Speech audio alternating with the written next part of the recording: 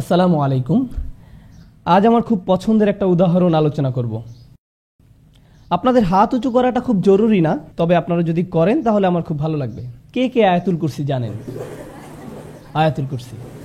গত বিকেলে যে উদাহরণটি আলোচনা করতে চেয়েছিলাম সেটা ছিল আয়াতুল কুরসি। চলুন আমরা একসাথে তেলাওয়াত করি। আউযু বিল্লাহি মিনাশ শাইতানির রাজীম।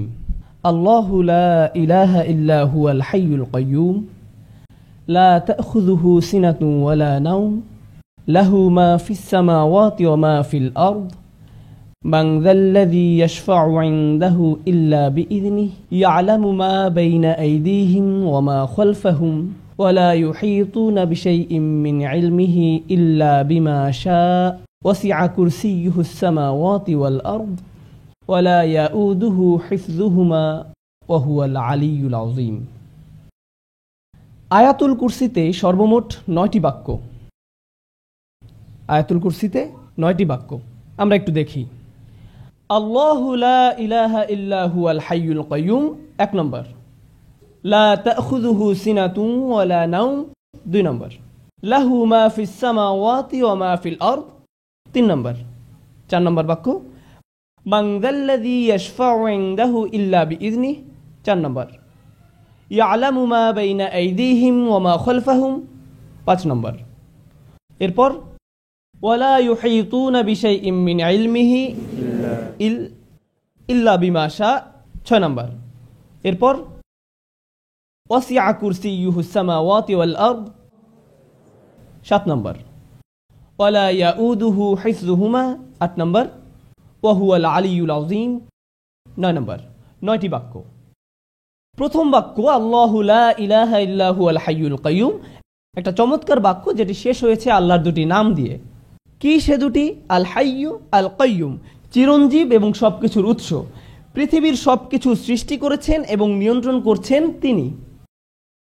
বিস্ময়কর হলো শেষ বাক্য। লক্ষ্য করুন প্রথম বাক্য, এখানে এমন কিছু আছে যা কিনা শেষ বাক্যেও আছে, আর তা হলো ওয়াহুয়াল আলিয়্যুল আযীম। প্রথম বাক্যে আল্লাহর কয়টি নাম রয়েছে? প্রথম বাক্যেও আল্লাহর 2টি নাম রয়েছে এবং শেষ বাক্যেও আল্লাহর 2টি নাম রয়েছে। আচ্ছা, দ্বিতীয় বাক্যটি কি? দ্বিতীয় বাক্যে যাওয়ার আগে সিকিউরিটি গার্ড নিয়ে একটু কথা বলি। সিকিউরিটি গার্ডের চাকরিটা খুব কঠিন। ব্রিটিশ সিকিউরিটি গার্ড দেখেছেন? অদ্ভুত টুপি পরা, মাথায় রসের হাড়ির মতো। খুব কঠিন। এই দায়িত্ব যদি আপনাদেরকে দেওয়া হয়, পেশায় যদি আপনি একজন সিকিউরিটি গার্ড হন, আপনার সামনে একটা সিসিটিভি আছে, তাকিয়ে থাকতে হয় ঘন্টার পর ঘন্টা, একই দৃশ্য, নড়াচড়া নেই, দেখছেন তো দেখছেনই, 12 ঘন্টা 8 ঘন্টা। এটা কি খুব মজার কাজ? আপনি যদি কিছু পাহারা দেন তাহলে কি ঘটবে? আপনি ক্লান্ত হয়ে পড়বেন, আপনার ঘুম আসবে। যেমন সিনেমা হলের গার্ডদের কথা ধরুন। আপনারা তো ধার্মিক, আপনারা অবশ্য সিনেমা দেখেন না, যদি অনেকে দেখে। সিনেমা হলে যখন সিনেমা চলে, ভিতরে হয়তো কোনো মারপিটের দৃশ্য চলছে, বাইরে একজন সিকিউরিটি গার্ড আছেন, ভিতরে লোকেরা উপভোগ করছে, কিন্তু গার্ড ঝিমোচ্ছেন। হঠাৎ করে তিনি লাফ দিয়ে ওঠেন। এটা খুব সাধারণ দৃশ্য। সিনেমা হলের গার্ডরা, তাদের ঝিমুনি আসে। আল্লাহ তাআলা বলছেন তার নিজের সম্পর্কে, লা তাখুযুহু সিনাতুন ওয়ালা নাওম। তন্দ্রা। তন্দ্রা কখন আসে? যখন আপনি ক্লান্ত, আস্তে আস্তে আপনার চোখ বুজে আসে, আপনি ঘুমাচ্ছেন না কিন্তু আপনার ঘুম পাচ্ছে। ওই যে ওনার মতো। আমি মজা করলাম, জাস্ট মজা। এই তন্দ্রা বা ঝিমুনি কি বলে? সিনা। তন্দ্রা বা ঝিমুনির পরে কি আসে? নাওম। প্রথমে আসে সিনা। সিনা হলো, ধরুন জুমার দিন আমরা মসজিদে যাই, খতিব সাহেব শুরু করেন ইন্নাল হামদুলিল্লাহ নাহমাদুহু ওয়া নুসাল্লি, এটা হলো সিনা, ঠিক আছে? এরপর যখন তিনি বলেন আইয়ুহাল ইখওয়াতুল কিরাম, এটাই হলো নাওম। এটাই হলো নাওম। এই হলো মূল পার্থক্য সিনা এবং নাওমের মধ্যে, তন্দ্রা এবং ঘুমের মধ্যে। এই হলো দ্বিতীয় বাক্য, যেখানে বলা হচ্ছে তন্দ্রা আর ঘুম আল্লাহকে স্পর্শ করে না। মানুষ ক্লান্ত হয়, তাই তার তন্দ্রা আসে এবং এক সময় সে ঘুমিয়েও পড়ে। আবার অনেক সময় আমরা বলি না না না আমি ঘুমাইনি, এমনি একটু চোখ বন্ধ করে রেখেছি, এখনই উঠে পড়ব। কিন্তু দেখতে দেখতে ঘুম, একদমই খবর নেই। ওকে, এই হলো ব্যাপার। সিনা বা তন্দ্রা নিয়ে আমার খুব ভালোই অভিজ্ঞতা আছে, কারণ পেশায় আমি একজন শিক্ষক। সুতরাং আপনিও যদি শিক্ষকতা করেন তাহলে আপনার ঘুম বিদ্যা বা ঘুম বিজ্ঞানের উপরে মোটামুটি একটা পিএইচডি হয়ে যাবে, কারণ সামনে থেকে আপনি সব ছাত্রের চেহারা দেখতে পান। মেটাল ডিটেক্টর দিয়ে মানুষের শরীর চেক করতে দেখেছেন নিশ্চয়ই, সেভাবে ছাত্রদের ব্রেনও আপনি চেক করতে পারবেন। ক্লাসের ফাঁকে ফাঁকে মাঝে মাঝে মাথাটা একটু উপর নিচ করে নিলেন।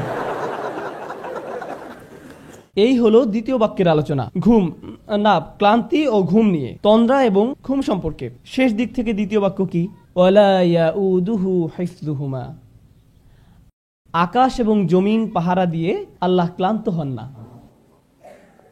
যখন কেউ ক্লান্ত হয়ে যায় তখন তার তন্দ্রা আর ঘুম পায়। দ্বিতীয় বাক্যের সাথে শেষ দ্বিতীয় বাক্যের এই হলো চমৎকার মিল। লা তাখুযুহু সিনাতু ওয়ালা নাওম ওয়ালা ইয়াউদুহু হিফযুহুমা। আল্লাহ বলছেন লাহু মা ফিস সামাওয়াতি ওয়া মা ফিল আরদ, আসমান এবং জমিনে যা কিছু আছে সব তিনি নিয়ন্ত্রণ করেন। এই বিষয়ে কথা বলার আগে দুটি বাক্য, আল্লাহর দুটি নামের মধ্যে পার্থক্য বুঝতে হবে, মালিক এবং মালিক। আল্লাহর দুটি নাম মালিক ও মালিক, দুটি শব্দের মধ্যে পার্থক্য ধরতে পারলে আয়াতটা বুঝতে সহজ হবে, এই জন্যই বলা। মালিক শব্দের অর্থ অধিকারী, মালিক অর্থ অধিকারী, আর মালিক শব্দের অর্থ আগে একবার বলেছিলাম, মালিক অর্থ রাজা। রাজা আর অধিকারীর মধ্যে কোনো পার্থক্য আছে? আছে। আপনি আপনার কলমের মালিক, কিন্তু আপনি বলেন না যে আমি এই কলমের মহান রাজা। আপনি এমনটা করেন না, কারণ আপনি জানেন এটা একটি হাস্যকর কথা। বুঝতে পেরেছেন? মালিক হয় ছোট জিনিসের। আপনি হতে পারেন গাড়ির মালিক, কম্পিউটারের মালিক, মোবাইলের মালিক, কিন্তু আপনি এর রাজা নন। রাজত্ব শব্দ ব্যবহার হয় বড় কিছু বোঝাতে। এখানে আরেকটা সমস্যা, মালিকানা, মালিকানা ব্যবহার হয় সম্পত্তির ক্ষেত্রে, এর ব্যবহার সম্পত্তির ক্ষেত্রে, কিন্তু রাজত্ব এমন নয়। আপনারা জানেন রাজা একখণ্ড জমি বা একটা গাছের উপর রাজা নন, তিনি একটি ভূখণ্ডের বসবাসকারী মানুষের রাজা। রাজত্ব একটা দেশের মানুষকে নিয়ন্ত্রণ করার জন্য, আর মালিকানা ব্যবহৃত হয় সম্পদের জন্য, দুইটা ভিন্ন জিনিস। এখন আল্লাহ বলছেন লাহু মা ফিস সামাওয়াতি ওয়া মা ফিল আরদ, আকাশ জমিনে যা কিছু আছে সবকিছুর মালিক তিনি। এখানে কিসের কথা বলা হয়েছে? মালিকানার কথা। এই বাক্যটা মালিকানা সম্পর্কিত, আর মালিকানা হয় ছোট জিনিসের, তার মানে প্রত্যেকটা ক্ষুদ্র জিনিসের মালিক আল্লাহ। ওকে, শেষ দিকের 3 নম্বর বাক্যটি কি কারো মনে আছে? ওয়াসিআ কুরসিয়ুহুস সামাওয়াতি ওয়াল আরদ, তার রাজত্ব কর্তৃত্ব আসমান জমিনের সব জায়গায়। যেখানে আল্লাহ বলছেন তার রাজত্ব সম্পর্কে, তার কর্তৃত্ব সম্পর্কে, একদিক থেকে আল্লাহ সবকিছুর মালিক, আবার সবকিছুর রাজা, সবকিছুই তার নিয়ন্ত্রণে। মানুষ হয়তো শুধু কিছুর মালিক কিন্তু রাজা নয়, আবার হয়তো রাজা কিন্তু সকল কিছুর মালিক নয়। যেমন এখনো অনেক দেশে রাজতন্ত্র বা রাজা এই ব্যাপারগুলো আছে। ধরুন আপনি একটি দ্বীপের রাজা, তার মানে কি আপনি দ্বীপের সবকিছুর মালিক? না, বরং আল্লাহ সবকিছুর মালিক এবং সবকিছুর রাজা। এটাই হলো বিষয়। কোনো ব্যক্তি যদি কোনোভাবে সব সম্পত্তির মালিক হয়েও যায় তবেই সে কি রাজা? এটা কি সম্ভব? সে হয়তো সম্পত্তির মালিক কিন্তু রাজা আরেকজন আছেন। আপনি হয়তো সব সম্পত্তির মালিক কিন্তু আপনার উপর রাজত্ব করছেন আরেকজন, অথবা আপনার রাজত্ব আছে কিন্তু সব সম্পত্তির মালিক আপনি নন। কিন্তু আল্লাহর দুটোই আছে, আল্লাহ একই সাথে মালিক এবং মালিক। আল্লাহ তার মালিকানার কথা বলছেন এভাবে, লাহু মা ফিস সামাওয়াতি ওয়া মা ফিল আরদ, তৃতীয় বাক্য। আর তার রাজত্বের কথা বলছেন ওয়াসিআ কুরসিয়ুহুস সামাওয়াতি ওয়াল আরদ। আচ্ছা, এবার চতুর্থ বাক্য কি? পিছন থেকে পড়ে আসি। আল্লাহু লা ইলাহা ইল্লা হুয়াল হাইয়ুল কাইয়ুম লা তাখুযুহু সিনাতুন ওয়ালা নাওম লাহু মা ফিস সামাওয়াতি ওয়া মা ফিল আরদ। এরপর মান যাল্লাযী ইয়াশফাউ ইনদাহু ইল্লা বিইযনিহি, আল্লাহ বলছেন কে আছে তার কাছে তার অনুমতি ছাড়া শাফায়াত করবে। লক্ষ্য করুন, শাফা কি? শাফা শব্দের সহজ অর্থ হলো মধ্যস্থতা। আরো সহজ করে বললে শাফা মানে কারো মাধ্যমে যোগাযোগ করা। আরো সহজ করে বললে শাফা মানে কারো মাধ্যমে সুপারিশ করা। শাফা মানে আপনি চাকরি হারাতে বসেছেন কিন্তু আপনার চাচা বা মামা ম্যানেজার, তিনি বললেন না না না না না, সে থাক, সে ভালো, তাকে রাখা যায়, সে ভালো। এটাই হলো শাফা। কিয়ামতের দিন যখন আমরা চরম বিপদগ্রস্ত থাকবো, তখন কেউ একজন এসে বলবে, না না না না, সে থাক, সে আমার সাথে, তার জন্য সহজ করুন। আমরা চাইবো যেন আল্লাহ আমাদের জন্য রাসূল সাল্লাল্লাহু আলাইহি সাল্লামের শাফায়াত কবুল করেন, কিন্তু আল্লাহ বলছেন সেদিন তোমার জন্য সুপারিশ করতে কেউ আসবে না। তোমার চাচা, তোমার ভাই, তোমার বাবা, তোমার মা, অফিসের বস, কেউ না। কেউ বলবে না আল্লাহ সে সে ভালো, সে থাক। কেউ আসবে না, কেউ না। এখন তো এমন করার সুযোগ আছে যে তুমি আমার লোক, এই নাও ভিআইপি পাস, তুমি চলে যাও। না না না না না, সেদিন এই সুযোগ থাকবে না, কোনো ভিআইপি টিকিট থাকবে না। একমাত্র ব্যতিক্রম হলো যদি আল্লাহ কাউকে অনুমতি দেন। সুতরাং এই বাক্যে বলা হচ্ছে কারো কোনো ক্ষমতা নেই সুপারিশ করার যতক্ষণ না আল্লাহ তাকে অনুমতি দেন। কেউই সুপারিশ করতে পারবে না, কিন্তু একটু ব্যতিক্রম আছে। সেই ব্যতিক্রমটাই হচ্ছে গুরুত্বপূর্ণ। সেই ব্যতিক্রমটা হলো কি, যদি আল্লাহ অনুমতি দেন। বুঝা গেল? আচ্ছা, ওয়ালা ইউহিতুনা বিশাইইম মিন ইলমিহি, তারা কিছুই জানে না, তারা তার জ্ঞানের পরিধির কিছুই জানে না, ইল্লা ছাড়া, বিমা শা, চতুর্থ এবং ষষ্ঠ বাক্য দুটোই হলো আল্লাহর ঘোষণা এবং ব্যতিক্রম হিসাবে তার দেয়া সুযোগ সম্পর্কে। তার ঘোষণা হলো কারো সুপারিশ করার ক্ষমতা নেই, কিন্তু ব্যতিক্রম হলো যাকে আল্লাহ অনুমতি দেন।